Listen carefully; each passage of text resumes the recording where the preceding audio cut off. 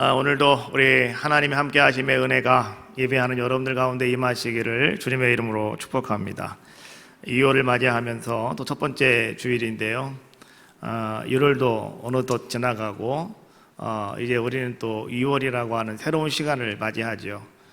이 2월도 또 어느덧 또 금방 지나갈 것인데, 그러나 2월 한 달 동안 여러분의 모든 삶 속에 여러분들의 가정과 또 일터와 사업장 위에도 하나님께서 함께 하시고 하나님이 도우시는 귀한 은혜가 임하시기를 주님의 이름으로 축복합니다. 오늘 우리가 누가복음 5장에 있는 말씀을 통하여서 이제 예수님께서 그의 사랑하는 제자 베드로를 부르시고 그 다음에 야고보와 요한을 이제 불러주시는 그러한 모습을 우리에게 보여주고 계신데요. 오늘 그들은 어떤 자들의 모습이었느냐? 오늘 1절 말씀에 보니까 그는 게네사렛 호숫가에 서 있는 자들의 모습으로서 그들은 게네사렛 호숫가에서 열심히 물고기를 잡으며 살아가고 있는 어부들의 모습이었다라고 성경은 이렇게 우리에게 말씀해 주고 있습니다. 게네사렛 호숫가, 여러분, 이것은 무엇을 이야기해 주고 있냐고 하면 우리가 잘 알고 있는 갈릴리 바다, 갈릴리 호수를 이야기해 주고 있는 거죠. 사진을 한 장 준비했습니다. 저 우주에서 이제 이스라엘을 찍었던 사진인데요. 자, 거기에 갈릴리 바다만 이제 중점으로 한번 여러분에게 한번 좀 보여드리겠습니다. 한번 보실까요? 자, 위에서 찍은 사진인데요. 자, 저 시커먼 곳이 바로 갈릴리 바다입니다. 어찌 보면 엄청나게 큰 거죠. 그렇지 않습니까? 그래서 사람들은 그것을 바라보고 그냥 바다다라고 이렇게 이야기하죠.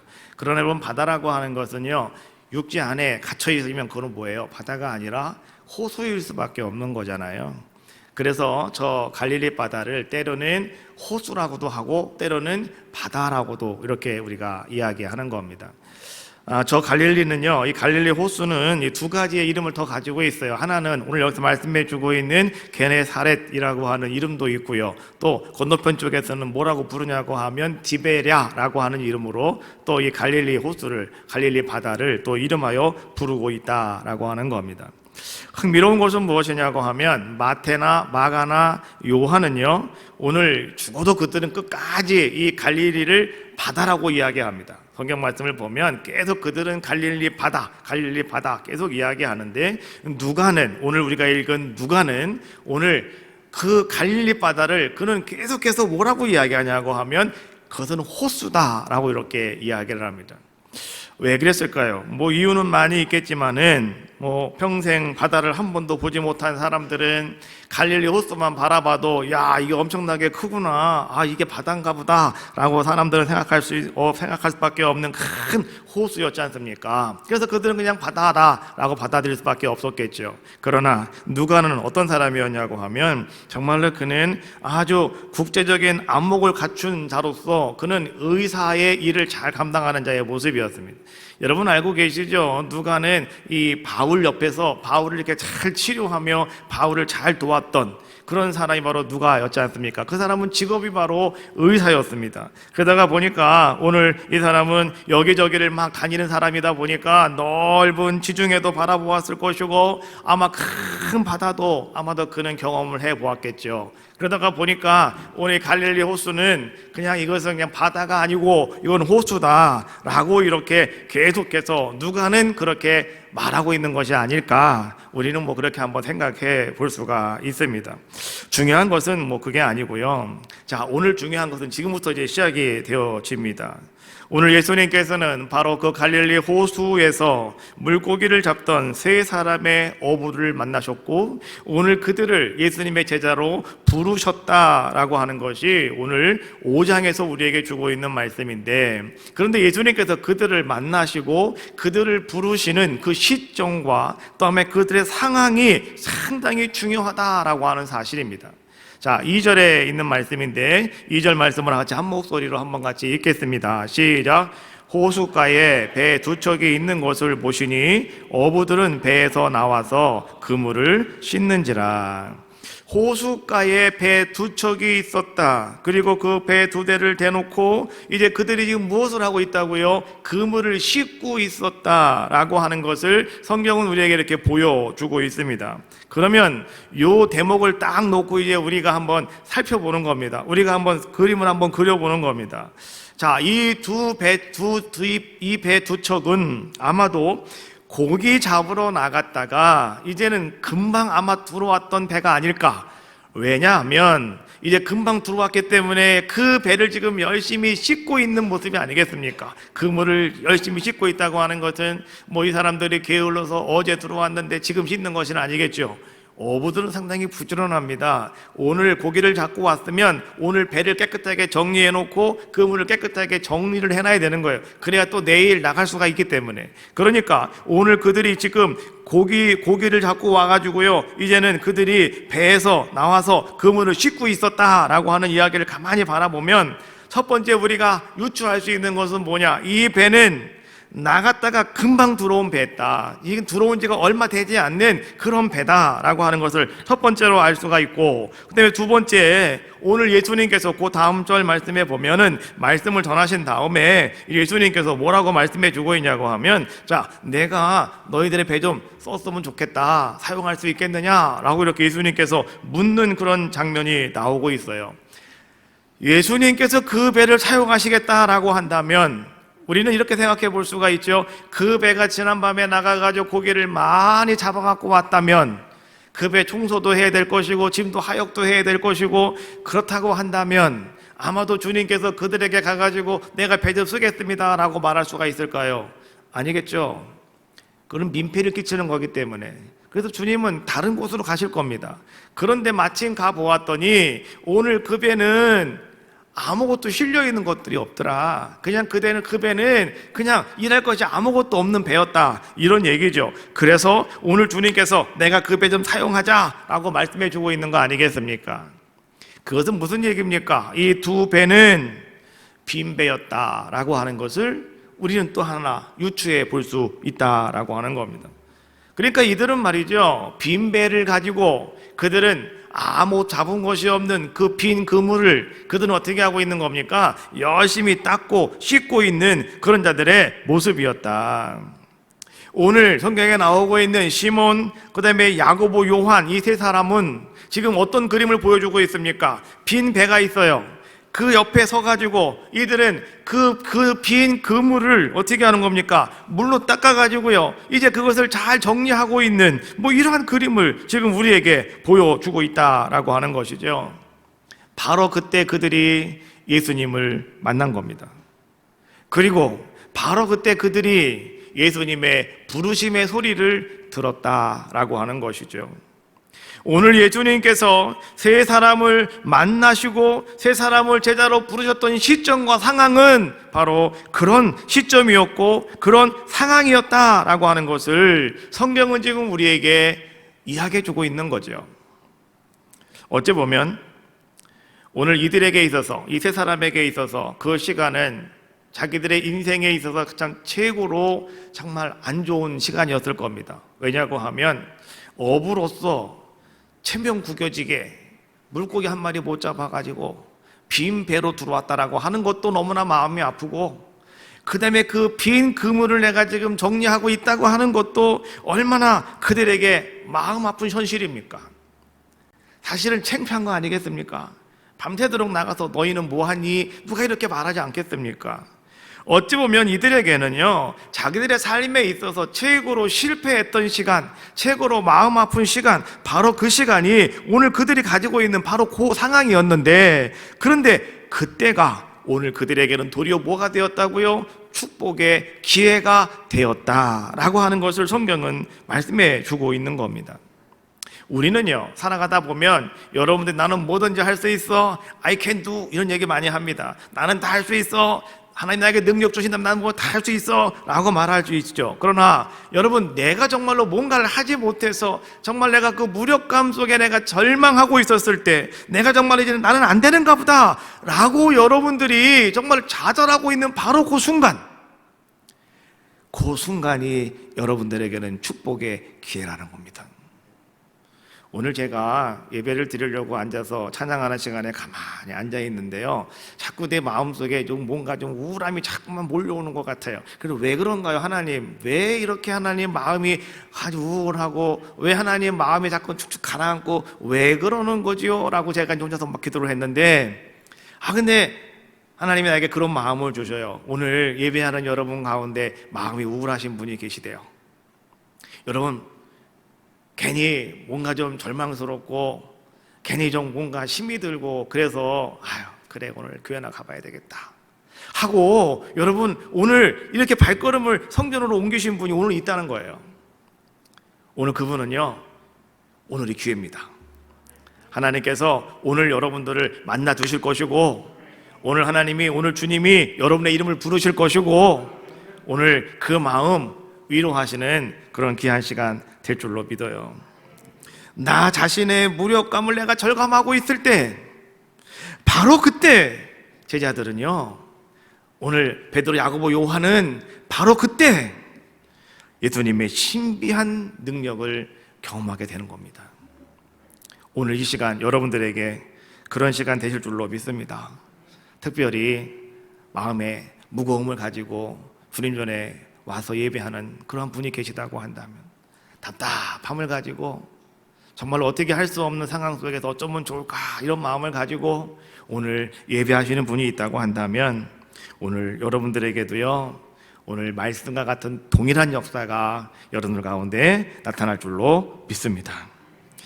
갈릴리 호수에서 고기를 잡고 있던 일로 잔뼈가 굵었던 사람들, 그들이 바로 오늘 세 사람의 모습 아니겠습니까? 그러나 그 중에서 특별히 오늘 베드로는, 예수님 만난 그날은요, 정말 그는 체면 구겨지게 시리 물고기 한 마리 못 잡는 날이었어요. 그래도 내가 이 갈릴리 바다에서는, 이 갈릴리 호수에서는 그래도 내가 두 번째 가라면 서러운 사람이 바로 베드로였는데, 이 시몬이었는데, 오늘 그날따라 예수님 만나는 그날은 말이죠, 왠지 모르게 물고기 한 마리 붙잡아 보지 못하고, 물고기 한 마리 내 손으로 만져보지 못하였던 그날이 바로 오늘 그가 예수님을 만나는 바로 그 시간이었다라고 하는 것이죠. 그래서 오늘 이 베드로는 자기의 그 빈 배를 어떻게 합니까? 예수님께 내어드리고, 예수님을 그 배로 모셔드리죠. 그리고 오늘 그 밑에 앉아서 예수님이 하시는 말씀을 들어요. 그 말씀을 듣다가 예수님의 말씀대로, 그래, 내가 나가서 깊은 곳에 가서 그물을 던져보아야지 라고 생각을 하고, 그가 말이죠, 생각으로 끝난 것이 아니라 말씀에 의지하여 그는 깊은 곳으로 갑니다. 가서 그는 거기서 그물을 던졌습니다. 그랬더니 어떤 일이 생겼습니까? 그물이 찢어질 정도로 많은 고기가 잡혔다. 그래서요, 한 배에 채울 수가 없어서 저쪽에 있는 야고보, 요한을 불러가지고 니들 배도 빨리 끌고 와라 그래가지고 그 두 빈 배에 가득 물고기가 채워지게 되는 놀라운 역사가 임하게 되었다. 그래서 오늘 이들은 이러한 놀라운 일을 경험한 후에 그들은 뭐가 되었다고 성경은 말씀해 주고 계셔요. 오늘 주님의 부르심에 따라가는, 그래서 주님의 제자가 되었다고 성경은 말씀해 주고 계시는 거죠. 예수님께서 우리를 부르셨다, 이것을 갖다가 우리가 소명 이렇게 이야기합니다. 주님이 나를 나를 불렀다라고 하는 이야기죠. 근데 놀라운 사실은 여러분 뭔지 아십니까? 주님이 나를 부르셨다, 그 소명을 통해서요, 우리의 인생을 바꿔주신다는 겁니다. 주님이 나를 부르시는 그 소명을 통해서 오늘 우리의 모든 삶을 완전하게 뒤바꿔 놓으시는 분이 누구시냐? 바로 그분이 우리 하나님이시다라고 말씀해 주고 있는 거예요. 왜 그런지 아셔요? 하나님의 말씀은 그런 능력이 있다는 거예요. 하나님 말씀은 살아있는 말씀이시기 때문에, 살아있는 하나님 말씀은 그런 능력이 있어서 오늘 여러분들이 살아계신 하나님의 말씀을 들었을 때 그 말씀이 여러분의 인생을 완전히 뒤바꿔버리고 말아요. 여러분의 삶 속에 놀랍게 변화되어지는 아름다운 은혜를 여러분들이 경험하게 되더라라고 하는 거예요. 여러분 보세요.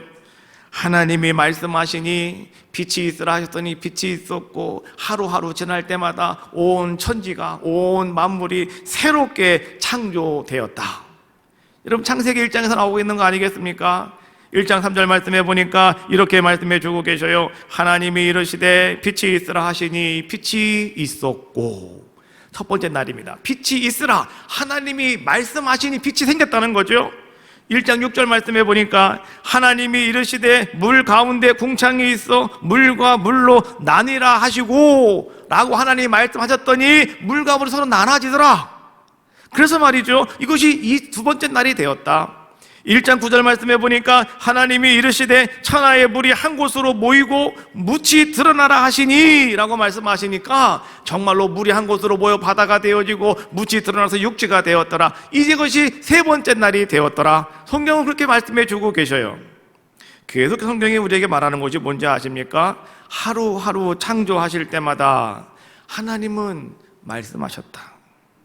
하나님이 말씀하셨더니 하루가 됐고, 하나님이 말씀하셨더니 뭔가 또 변화가 돼서 하루가 되었고, 뭐가 또 만들어지고 하루가 되었고, 이런 놀라운 역사가 나타났다. 성경이 지금 이것을 우리에게 강조해주고 있는 거 아니겠습니까? 또 하나님께서 말씀하시니 모세가 애굽 땅에 들어가서 정말로 고통 중에 빠져있는 이스라엘 백성들을 다 출애굽시키는 역사가 나타나게 되었다. 여러분, 이것도 마찬가지입니다. 출애굽기 3장 7절 말씀해 보니까 여호와께서 이르시되 내가 애굽에 있는 내 백성의 고통을 분명히 보고 그들이 그들의 감독자로 말미암아 부르짖음을 듣고 그 근심을 알고, 3장 10절 말씀해 보니까 이제 내가 너를 바로에게 보내어 너에게 내 백성 이스라엘 자손을 애굽에서 인도하여 내게 하리라.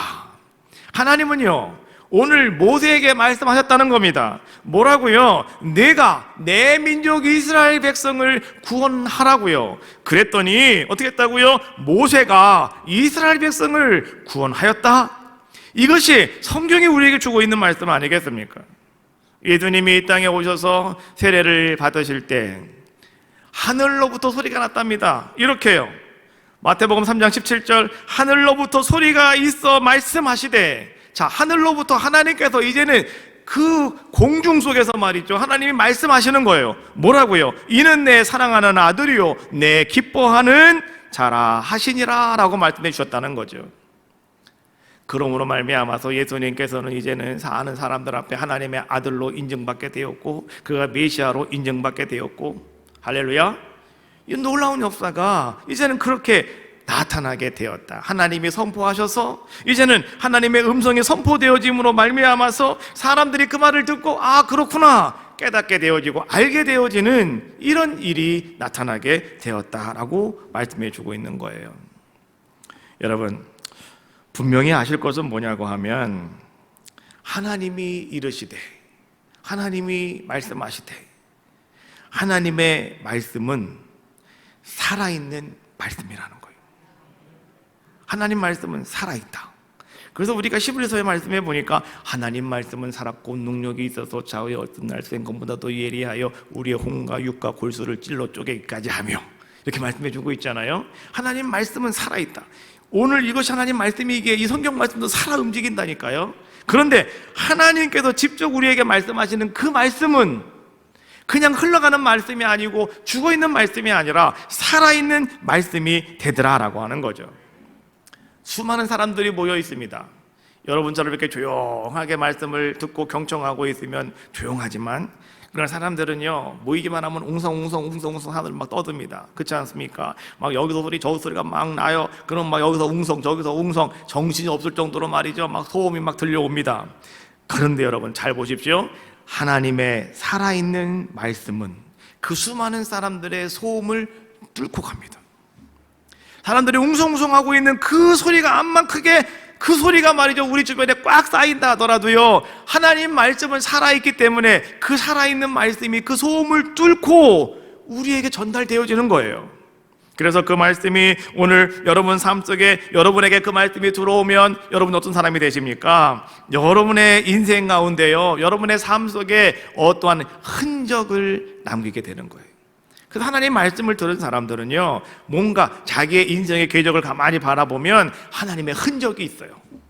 그건 하나님의 말씀은 살아있기 때문에 그렇더라라고 하는 것이죠. 하나님의 말씀은 살아있기 때문에 그 말씀이요, 여러분들 가운데 임했을 때, 아까도 얘기했지만은요, 여러분의 삶을 송두리째 흔들어 버리고 맙니다. 지금까지 여러분 그냥 조용하게 살아왔다 하더라도 그 말씀이 여러분들 귓가에 들려오면 여러분의 삶이 막 뒤흔들려 버리고 말아요. 그래서 오늘 여러분들이 새롭게 변화되어지는 그런 기한자들의 모습이 되어진다.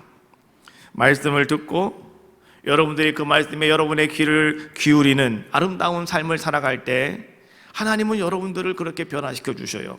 하나님은 여러분의 삶을 그렇게 하나님은 이끌어가고 계신다라고 하는 사실을 우리는 알자라고 하는 거죠.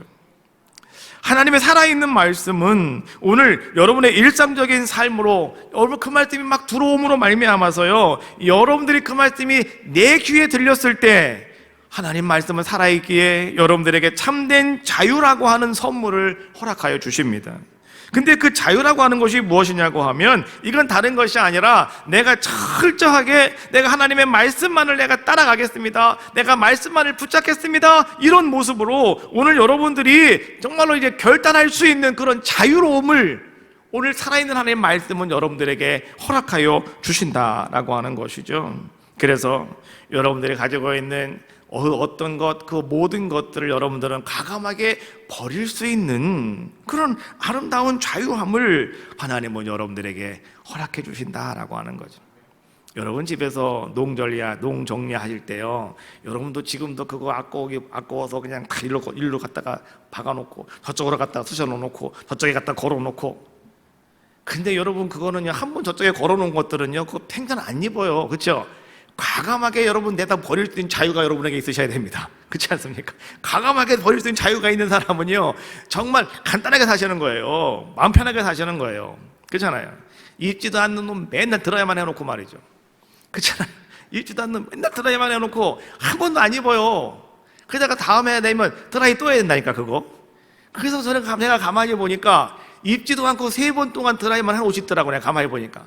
그래서 제가 과감하게 자유함을 얻었습니다. 이건 내가 안 입는 옷이다, 그냥 버리자. 그래가지고 다 갖다가 의료함에 갖다가 놨어요. 필요하시면 갖다 입으시라고. 그러는 거잖아요. 그런 자유함. 또 여러분 보세요. 하나님 말씀은 살아있는 말씀이기 때문에 그 말씀은요, 사람들을 끌어당기는 힘이 그 말씀 속에 있다라고 하는 사실 여러분 알고 계십니까? 말씀은 사람을 끌기도 하고 사람을 밀기도 해요. 왜요? 살아있는 말씀이기 때문에 그래요. 오늘 아침에 제가 신문을 봤어요. 인터넷으로 기독교 신문을 보았는데, 자, 거기에 여러분 이런 기사가 났어요. 인구는 줄고 교회의 신뢰도는 급속하게 떨어지고 있는, 그러므로 요즘에 코로나로 팬데믹 시대까지 도래하고 있는 이때에 정말로 우리 교회에 있는 모든 사람들, 많은 신앙인들은요, 이제 암울한 이 교회의 미래를 바라봅니다. 아주 큰일 났다. 인구 절벽이 되어가지고 젊은이들도 없고요. 또 코로나 때문에 이제 팬데믹 때문에 정말 교회 가는 거 사람들이 이상하게 생각을 하고, 뭐 교회에 이제 뭐 가지도 못하게 하고, 교회 신뢰도 점점 떨어지고 막 이런 상황이지 않습니까? 그래서 이런 상황이 뭐 우리나라뿐만이 아니고 전 세계적으로 지금 막 이렇게 사람들이 말이죠, 야, 이거 앞으로 큰일 났다, 어쩌면 좋을까, 이런 생각을 사람들이 다 가지고 있다, 이런 얘기입니다. 그런데요, 지난 2월 4일 날 미국의 골든 콘웰대라고 하는 곳에서 이제는 세계 기독교 연구센터가 거기 있는데요, 거기서 2022년 세계 기독교 현황 및 전망이라고 하는 자료를 내놓았는데 거기에 이렇게 보고가 올라왔답니다. 3년 뒤인 2025년이면 전 세계 종교의 인구가 지금보다도 2억 4천만 명 증가한다. 반면에 무신론자는 330만 명 줄어들 것이다 라고 그들이 이렇게 전망을 했다는 겁니다. 그냥 기분이다 하고 쓴 게 아니라 철저한 근거와 그다음에 철저한 조사를 보니까 이거를 다 근거로 바탕으로 해서 이러한 자료를 내놓았다, 이런 얘기예요. 앞으로 3년 뒤에, 3년이 지나고 나면 기독교가 다시 활성화가 되겠다, 이런 얘기예요. 할렐루야. 자, 우리가 3년 뒤면은 2025년도입니다. 그렇잖아요. 앞으로요, 여러분, 이제 교회가 힘들다, 어렵다 말할 거 없습니다. 왜요? 하나님 말씀은 살아있는 말씀이기 때문에 그 살아있는 말씀이 사람들을 끌어당긴다는 겁니다. 사람들이 암만 마음이 완악해도요, 하나님 살아있는 말씀이 그들을 끌어당기면 그들은 어떻게 할 수밖에 없다? 하나님 앞에 끌림 받을 수밖에 없는 그런 자들의 모습이 되어진다라고 하는 것이죠. 현재 우리 전 세계 기독교인이 13억 400만 명이랍니다. 그런데 2050년이 되어지면 18억 명이 기독교인들이 생겨나게 될 것이다 라고 오늘 이 사람들은 그렇게 이제는 전망하고 자료를 내보냈다라고 하는 거예요. 우리는 하나님의 말씀, 살아있는 하나님의 말씀을 그래서 여러분들은 꽉 붙잡으셔야 되고, 그 말씀이 나를 변화시키며 그 말씀이 나를 살린다라고 하는 것을 여러분은 믿으셔라, 이런 얘기예요. 오늘 시몬과 야고보와 요한은 지금 텅 빈 호수에 서 있습니다.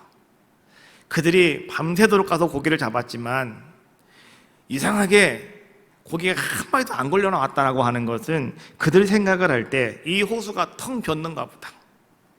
어떻게 이렇게 한 마리도 잡히지 않을 수가 있을까? 텅 빈 호수에서 정말로 그들은 이제 주님의 말씀에 따라서, 말씀에 의지해서 그들이 깊은 곳에 가서 그물을 내려 고기를 잡았더니 이게 웬일입니까? 자기들은 그 호수가 텅 빈 줄 알았는데, 그런데 한 번 그물을 던졌더니 어찌나 고기가 많이 잡혔든지 그물이 찢어지면서 정말로 2배 가득 채울 수밖에 없는 그런 엄청난 물고기들이 말이죠, 건져 올려오는 이러한 모습들을 그들은 바라보게 되었다, 경험하게 되었다라고 하는 것이죠. 오늘 그들은 그 상황을 바라보면서 그들은 믿을 수도 없었고, 두 번째 그들은 깜짝 놀랐습니다. 그리고 너무나 깜짝 놀라면서 그들에게 갑자기 두려움이 찾아오기 시작합니다. 이게 뭘까? 이런 두려움이죠. 이게 어떻게 된 일일까? 라고 하는 두려움이죠. 하나님의 말씀이 그들 가운데 들어왔고, 그 말씀이 그들 가운 중심에서 그들을 사로잡았더니 그들은 배와 모든 그물을 다 버리고 옛 방식을 다 벗어버리고 오늘 그들은 새로운 길로 들어가는 자들의 모습이 되었다. 하나님의 살아있는 말씀은 그런 놀라운 역사를 이루어 가더라. 그래서요, 하나님의 살아있는 말씀은요, 오늘 여러분들에게 뭔가 결정을 요구하고 있는 것, 이것이 바로 하나님의 살아있는 말씀이더라. 내가 오늘 이 배에 계속 남아 있어야 될 것이냐, 아니면 내가 이 배를 버리고 내가 이제는 주님을 따라가야 될 것이냐, 이러한 결단을 요구하는 것이 바로 무엇이냐, 그것이 바로 오늘 우리에게 들려주시는 살아있는 하나님의 말씀이다라고 하는 거죠. 그래서 살아있는 하나님의 말씀을 그대로 받아들이는 사람은요, 여러분 어떤 사람이냐고 하면 늘 그 사람은 그대로 늘 동일한 삶을 살아가는 사람이 아니다. 그 사람은 언제나 변화되어지는 삶, 바뀌어지는 그런 인생을 살아가는 그런 자의 모습이 되어지더라라고 하는 거죠. 우리의 인생이 여러분 아름답게 바뀌어지게 되고, 오늘 여러분의 삶이 뭔가 변화있게 여러분 변화되어지는 그러한 모습이 여러분 속에 보여지니 여러분이 가만히 있을 수가 없겠죠. 그래서 어떻게 합니까? 여러분들이 말씀을 듣는 것으로 만족하지 아니하고 이제는 그 말씀을 붙잡고 여러분들이 그렇게 살아가는 일에 나서는 자들의 모습이 되어지더라. 이것이요 바로 오늘 살아있는 하나님의 말씀을 듣는 자들의 모습이다라고 하는 거예요.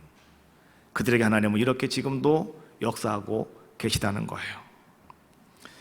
오늘 저는 누가복음 5장에 있는 말씀을 가만히 계속 묵상하는 가운데요, 하나의 단어가 내 가슴에 확 닿았어요. 그것이 5절에 있는 말씀인데, 자 5절 말씀 한번 같이 읽어보겠습니다. 시작. 시몬이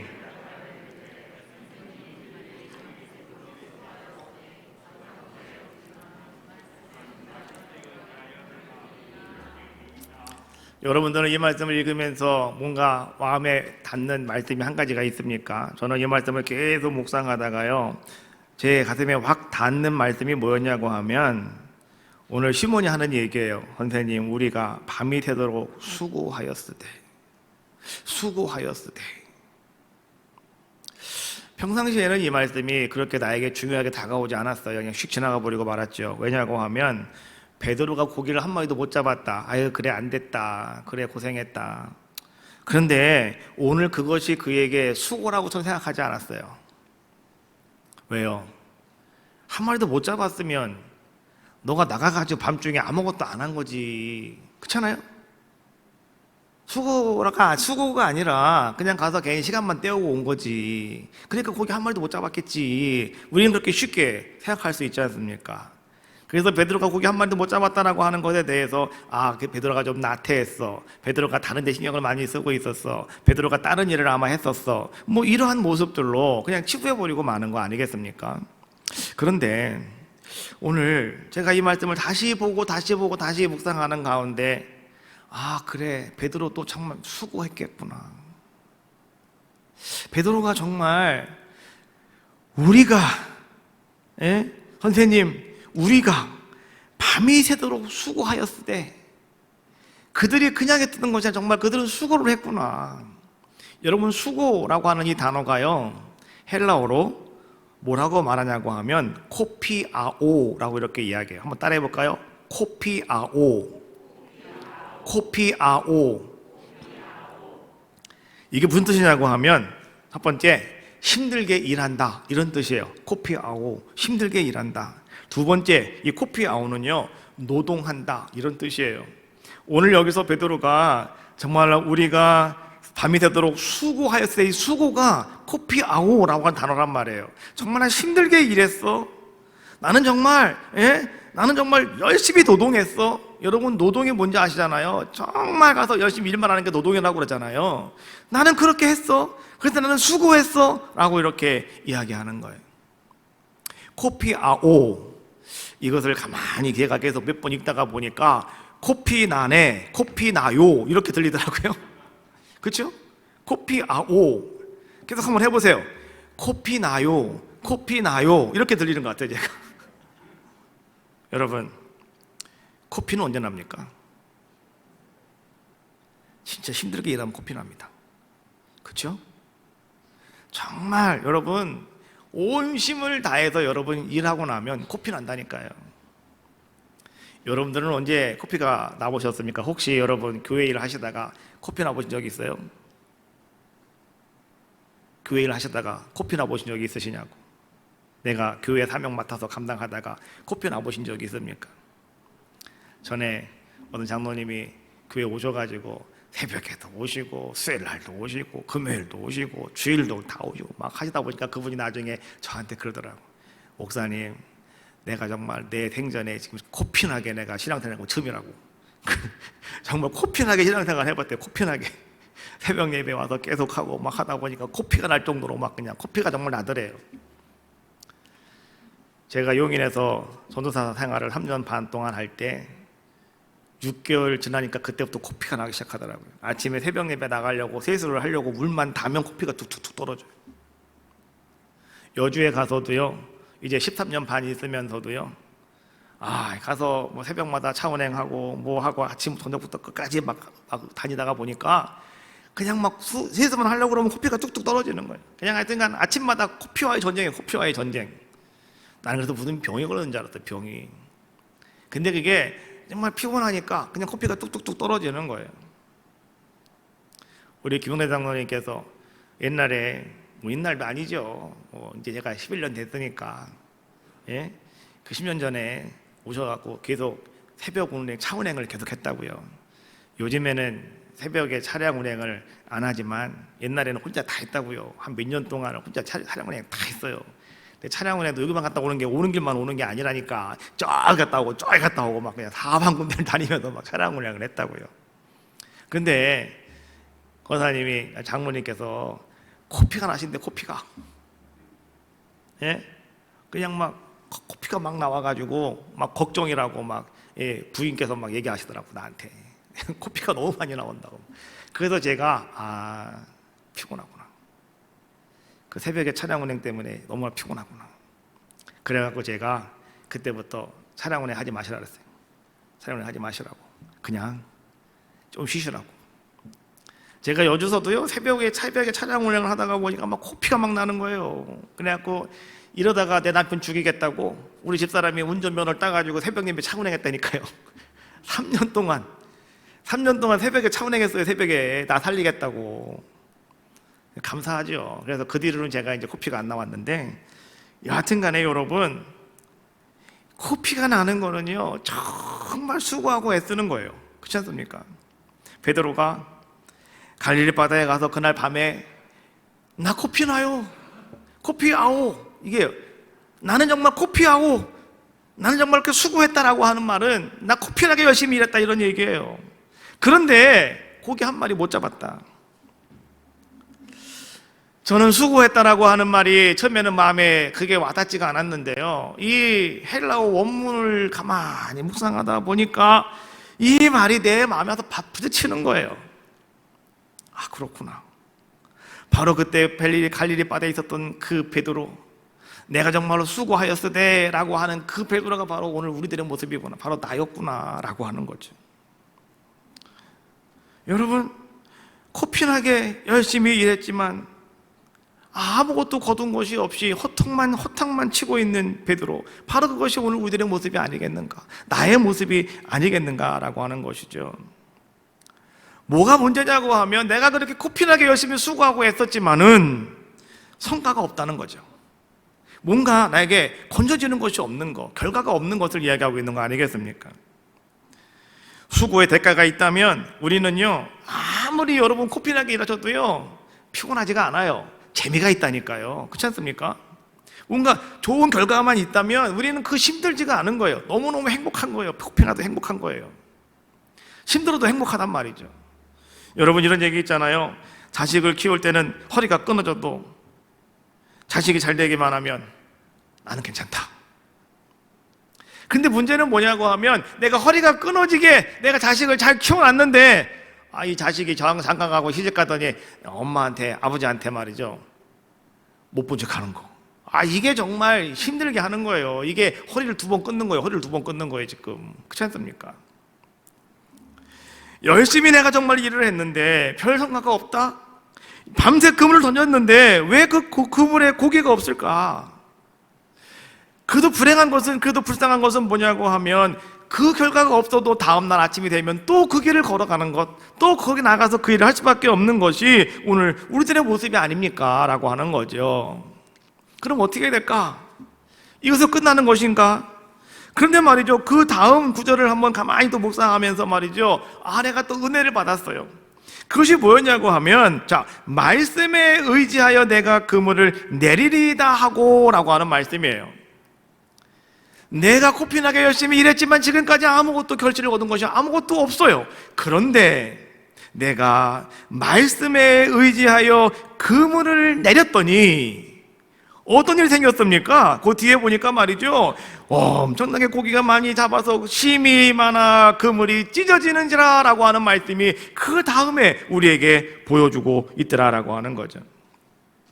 말씀을 믿는다라고 하는 것은 여러분, 우리가요 성경책에 있는 글자 하나하나를 그대로 믿는다 이걸 얘기하는 것이 아니라, 말씀을 믿는다고 하는 것은 말씀 속에 담겨져 있는 하나님의 능력을 내가 믿는 겁니다. 이 말씀 속에 담겨져 있는 하나님의 역사하심을 내가 믿는 겁니다. 믿는 거는 뭐냐? 내가 그걸 받아들이는 거예요. 내가 그것을 이해하는 겁니다. 그리고 내 삶 속에 적용시키는 겁니다. 이게 말씀을 믿는 거예요. 사람들은 말이죠, 무엇을 믿느냐에 따라서 그 사람의 삶이 확 바뀌어 나가는 거 우리가 볼 수가 있는데요. 여러분, 하나님을 믿어도요, 잘 보세요. 어떤 사람은 좋으신 하나님만 믿어요. 그때 하나님께서는 그 사람에게 늘 좋은 일만 일어나게 만들어 주셔요. 왜? 좋으신 하나님을 믿으니까 좋은 일만 생기는 거예요. 그렇지 않습니까? 어떤 사람은요 능력의 하나님을 믿어요. 그랬더니 그 사람에게 하나님은 능력을 자꾸만 보여주셔요. 정말 그 사람도 능력 있는 삶으로 바뀌어져 가는 걸 볼 수가 있어요. 어떤 사람은 말이죠, 이제는 기적의 하나님을 믿어요. 그러더니 정말 그 사람도 기적이 나타나는 놀라운 역사를 맛보게 되어지는 것이고, 어떤 사람은 치료의 하나님을 믿어요. 그랬더니 그 사람에게는 막 치료가 나타나게 되어지는, 고쳐짐을 받게 되어지는 이러한 일들이 오늘 그 사람에게 나타나게 되더라. 어떤 사람은 선하신 하나님을 믿으니 그의 성품이 늘 선한 자가 되어서 성품이 좋은 자로 달라지게 되더라. 지혜의 하나님을 믿는 사람은요 언제나 지혜와 명철함이 그에게 임하셔서 세상살이가 행복해지더라, 이런 얘기 아니겠습니까? 그래서 우리가 하나님의 말씀에 의지한다라고 하는 것은 이런 뜻이에요. 모든 것을 하나님 중심으로 모든 것을 하나님의 관점에서 모든 것을 하나님의 시각에서 내가 이것을 바라본다. 이것이 바로 뭐냐? 말씀에 의지하여 라고 하는 말씀이에요. 자, 오늘 말씀은 베드로가 밤새 수고했으나 그런데 고기를 못 잡았다 라고 하는 사실로부터 오늘 말씀은 출발하고 있지 않습니까? 근데 그것이 오늘 베드로의 상황이었어요. 베드로의 자기가 지금 살고 있는 그의 모습이었다, 이런 얘기죠. 사람들은 아마도 그 베드로에게 묻지 않겠어요. 우리들에게 묻지 않겠어요. 원인이 무엇이냐고, 왜 한마디도 못 얻느냐고, 그 원인이 뭔지 아느냐고 묻지 않겠습니까? 근데 우리는 모르겠어요. 그런데 성경은 우리에게 답을 주고 계시더라니까요. 그것이 뭐예요? 말씀에 의지함으로. 다시 말하면 오늘 우리가 지금 이렇게 고기 한 마리 못 잡고 있습니까? 라고 하는 것은 성경은 이렇게 여러분들에게 말씀하고 있는 거예요. 내가 말씀을 의지하지 않아서, 말씀을 의지하지 않았기 때문에 너는 한 마리도 못 잡는 거야. 성경은 뒤집어서 말하면 그게 그런 말 아니겠습니까? 그래서 사람들은 말이죠, 그 말을 듣고 오늘 성경이 주시는 말씀을 읽고 사람들은 그런 생각을 하는 거죠. 아, 그렇구나, 이제부터는 내가 말씀에 의지하여 고기를 잡아야 되겠다. 내가 이제부터는 내가 경력만 갖고 가서 하는 것이 아니라 말씀에 의지하여 내가 고기를 잡아야 되겠다. 학생이 이 말씀을 읽었다면 아마 이렇게 생각하겠죠. 지금까지는 내 머리를 의지하고 내가 공부를 했지만, 그러나 이제부터는 내가 하나님의 주시는 지혜로 내가 공부를 해야 되겠다. 그래서 내가 반드시 내가 원하는 대학에 들어가야 되겠다.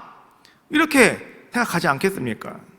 만약에 사업하시는 분이 이 말씀을 읽었다면 그는 이렇게 생각을 할 겁니다. 아, 그래, 지금까지는 내 능력과 내 자본과 내 사람들, 도움받는 사람들만 바라보고 내가 이 사업을 해왔는데 아니구나, 이게 아니었구나. 이제부터 나도 성경 말씀을 읽고 나도 새벽에 열심히 내가 새벽 예배를 드리며 내가 열심히 기도하며 내가 이 사업장을 내가 하나님께 맡기고 내가 한번 해봐야 되겠다. 이렇게 우리가 결단하는 생각을 하지 않겠느냐라고 하는 거죠. 그런데 오늘 11절 말씀해 보니까 이런 말씀이 나와요. 그들이 배들을 육지에 대고 모든 것을 버려두고 예수를 따르니라. 베드로가요, 모든 것을 다 버렸대요. 지금까지 베드로가 곧 우리들이라고 나라고 했잖아요. 우리는 기본적으로 뭘 붙잡고 있느냐? 물고기를 붙잡고 있었어요. 오늘 베드로가 물고기를 못 잡은 것으로부터 말씀은 시작된다고 그랬잖아요. 그런데 말이죠, 오늘 이 베드로가 이제는 말씀에 의지하기만 하면 물고기를 그렇게 찢어지도록 2배 채워지도록 물고기를 잘 잡겠다라고 하는 생각, 성경이 우리에게 주신 답변, 아, 나도 그렇게 해야지 라고 생각을 하고 그렇게 할 거야 라고 내가 생각을 했는데 11절 말씀을 보니까 이거 모든 것이 한 번에 다 무너져버리고 마는 이런 모습이더라라고 하는 거죠. 우리가 말씀을 읽을 때는요, 우리의 가슴속에는, 머릿속에는 뭐가 가득 찼냐고 하면 오직 물고기만 가득 찼어요.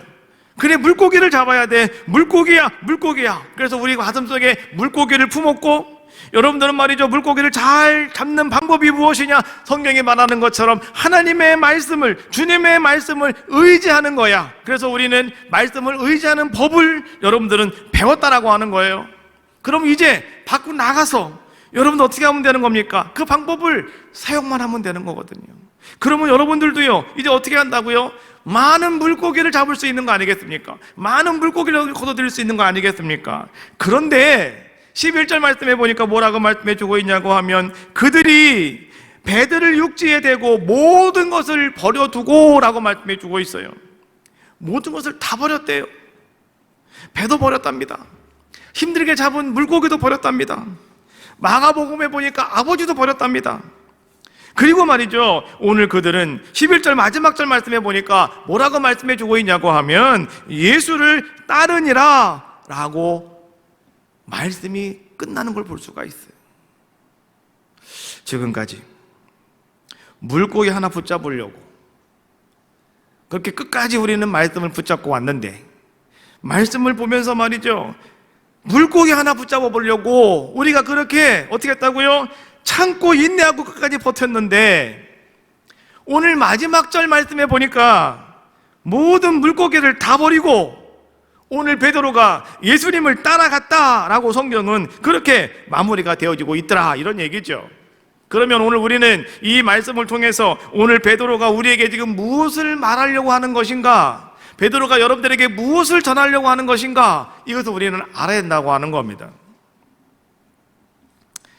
오늘 베드로는 여러분들에게 이 말씀하고 싶은 거예요.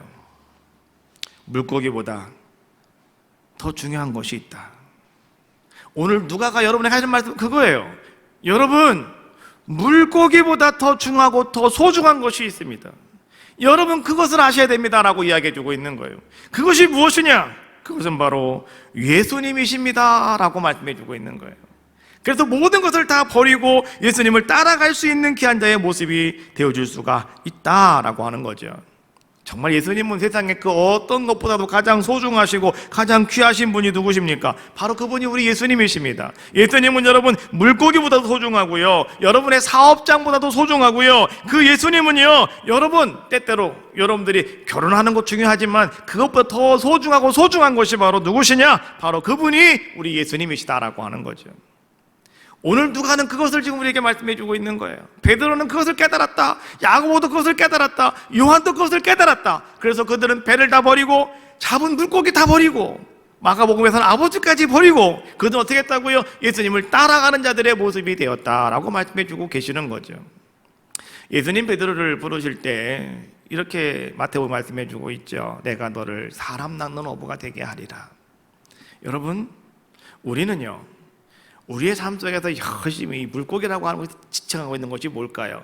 여러분, 물질입니다. 물질. 그렇잖아요. 사업에 성공해야 되고, 우리 집 부자가 돼야 되고, 우리 많아야 되고, 이런 것 아니겠습니까? 그렇잖아요. 그런데요, 오늘 예수님께서는 여러분들이 지금까지 그러한 물고기에만 관심을 가지고 물고기만 바라보고 계셨다면, 이제 예수님 말씀에 의지하여 깊은 곳에 가서 그물을 던진 사람은 관점이 바뀌더라는 거죠. 물고기가 아니라 사람으로 관점이 바뀌더라는 거죠. 그래서 베드로는 사람을 낚는 어부가 된 겁니다. 그렇죠? 성경 말씀에 보니까 베드로가 가서 그물 한번 넘겨가지고 그 물고기가 몇 마리인지 모르겠지만 요한복음에는 153마리랍니다. 큰 것만 153마리랍니다. 근데 여러분, 베드로가 사람을 낚는 어부가 되었음으로 말미암아서 성령 충만 받고 나가서 그가 한번 사람들에게 복음을 전했더니 한 번에 3,000명이 회개하고 돌아오더라, 5,000명이 회개하고 돌아오더라, 수많은 사람들이 회개하고 돌아오더라. 할렐루야. 사람을 낚는 어부가 되었다는 거죠. 놀라운 역사를 누가 이루어 주셨다고요? 말씀에 의지하여 깊은 데로 가서 그물을 던졌던 그 사람에게 오늘 주님은 이런 아름다운 일을 허락하여 주셨다. 오늘 우리가 신앙생활 하면서 말이죠, 평생 여러분들이 물어야 할 질문이 한 가지가 있는데, 그것은 뭐냐고 하면 내가 주님을 위해서 어떤 일을 해야 되는가, 이게 중요한 것이 아니고 여러분들은 이렇게 물으셔야 됩니다. 내가 주님 안에서 어떤 존재가 되어야 하는가? 내가 주님 안에서 어떤 존재가 되어야 하는가? 여러분들은요, 신앙생활하면서 늘 그거 여러분 주님 앞에 늘 물어보셔야 돼요. 자신에게 늘 물어보셔야 돼요. 나는 주님 안에서 지금 어떤 존재가 되어야 되는가? 여러분들이 교회에서 믿음생활, 신앙생활 하시다가 보면 교회에서 여러분들에게 직분을 주시죠. 어떤 분은 집사가 되고, 어떤 분은 속장이 되고, 어떤 분은 권사가 되고, 어떤 분은 장로님이 되시고요. 자, 그런데 여러분들에게 직분을 드리는 것은, 여러분 직분을 받는 것은 분명히 아셔야 돼요. 교회의 일에 헌신하기 위해서 직분을 받는 것이 아니라 우리는 예수님께 헌신하기 위해서 직분을 받는 겁니다. 그거 아셔야 돼요. 여러분들이 교회를 위해 헌신하게 직분을 받으신 분들은요, 항상 따지는 게 있어요. 뭔지 알아요? 내가 먼저야, 내가 더 위야, 이거 따지는 거예요. 항상. 그렇잖아요. 나보다 앞서간 사람 보면 꼴을 못 보는 거예요. 그 사람은 내가. 그래서 그러니까 교회에 헌신하기 위해서 직분 받은 사람들이에요. 그 헌신도 해야 되겠죠. 그러나 우리는 예수님을 위해 헌신하라고 직분 주시는 거예요. 그러면 예수님께 헌신하는 사람들은요, 다 같이 한 마음으로 가는 거예요. 높고 낮음이 없어요. 예수님 앞에서는 먼저 된 사람이 나중되고 나중된 사람이 먼저 된다잖아요. 그렇잖아요. 그러니까 우리가요, 높고 낮음이 없어요. 다 똑같은 거예요. 다 열심히 감당만 하시면 되는 거예요. 내가 최선을 다하면 주님이 알아주시고 주님이 인정해 주시는 거 아니겠습니까? 이것이 오늘 우리들이 가져야 될 귀한 모습이다라고 하는 거죠. 올 한 해 여러분 어떻게 하시겠습니까? 여러분들도요, 수고하셨습니다. 코피나게 열심히 일하고 계셔요. 그러나 아직도 여러분 아무것도 여러분 손에 걸리는 게 없습니까? 뭔가 여러분들이 만족한 것이 없습니까? 그럼 분명히 아셨죠? 내가 하나님 말씀에 의지해야 되는데 주님 말씀에 의지하지 못했구나. 이게 답이잖아요. 그러면 주님 말씀에 의지하여 내가 깊은 곳에 가서 그물을 던지겠습니다. 여러분 이러한 모습으로 여러분 순종하고 여러분 행하는 사람이라면 이제 주님은 여러분들에게 이렇게 말씀해 주고 계시는 거예요. 이제는 물고기에서 사람에게 너의 시선을 바꾸라고요. 이제는 여러분 물고기만 바라보시면 안 돼요. 이제는 사람을 바라보셔야죠. 이 한 해 여러분들에게 이런 은혜가 임하시기를 주님의 이름으로 축복합니다. 사람에게 관심을 가지십시오. 여러분 사람을 낚는 어부가 되시라는 거예요. 주님이 원하시는 건 바로 그거라는 거예요. 그래서 여러분의 삶 속에 기적도 보여주시는 것이고 능력도 보여주시는 겁니다. 그렇잖아요. 여러분 많이 성공해가지고 잘 먹고 잘 살아라고 하나님께서 여러분들에게 기적을 보여주는 건 절대 아닙니다. 사람 낚는 어부가 되시라고요. 이제는 관심이 사람들에게로 가셔야 되는 거예요. 그래서 올 한 해는 하나님, 내가 정말로 한 영혼, 두 영혼, 세 영혼 내가 주님께 오는 그들을 인도하기를 원합니다. 여러분 사람을 낚는 어부가 되어지면 이쪽에 있는 것들은 다 해결되어 있는 거예요. 걱정할 거 없어요. 내가 사람 낚는 어부가 됐다고 해서 그러면 나는 굶어 죽으란 말이냐? 아니에요. 하나님이 이거 다 풍성하게 만들어 주셔요. 그냥 난 사람 낚는 어부가 되면 되는 거예요. 그러면 여러분 한 사람이 1000명을 감당하고, 여러분 한 사람이 100명을 인도하고, 여러분 한 사람이 500명을 인도하고, 여러분 한 사람이 말이죠 엄청난 사람들을 주님께로 이끌어 갔다고 한다면 그것만큼 더 귀하고 아름다운 것이 과연 어디에 있겠습니까? 올 한 해 여러분들에게 그런 은혜가 임하시기를 주님의 이름으로 축복합니다. 우리 하나님께서는요, 여러분들을 사랑하셔서 여러분의 삶 속에 반드시 여러분을 통해서 그 일을 이루어 줄 줄로 믿습니다. 찬양하겠는데요, 전능하신 나의 주 하나님은 찬양하시고요, 우리 통성으로 기도할 텐데, 하나님 정말 오늘 누가복음을 통해서 우리에게 주신 말씀을 의지함으로 주의 영광을 바라볼 수 있는 귀한 자가 되기를 원합니다.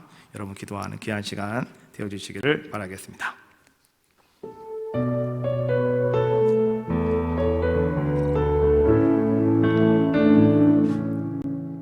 전능하신 나의 주 하나님은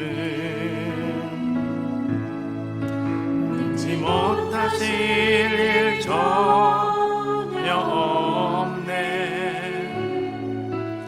우리의 모든 간구도, 우리의 모든 생각도, 우리의 모든 꿈과 모든 소망도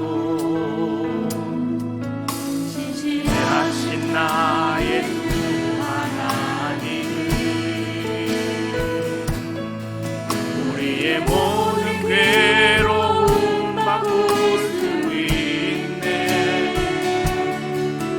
불가능한 일을 가시고 죽은 자를 일으키시니 그를 이길 자 아무도 없네. 주의 말씀 의지하여 깊은 곳에 금을 던져 오늘 그가 놀라운 일을 이루시는구나. 주의 말씀 의지하여 믿음으로 금을 던져 믿는 자에게 능치 못함은 주의 말씀 의지하여 깊은 곳에 금을 던져 놀라운 일을 이루시는 것보다 주의 말씀 의지하여 믿음으로 금을 던져 믿는 자에게 능치 못함 없네. 다 정성으로 기도합시다.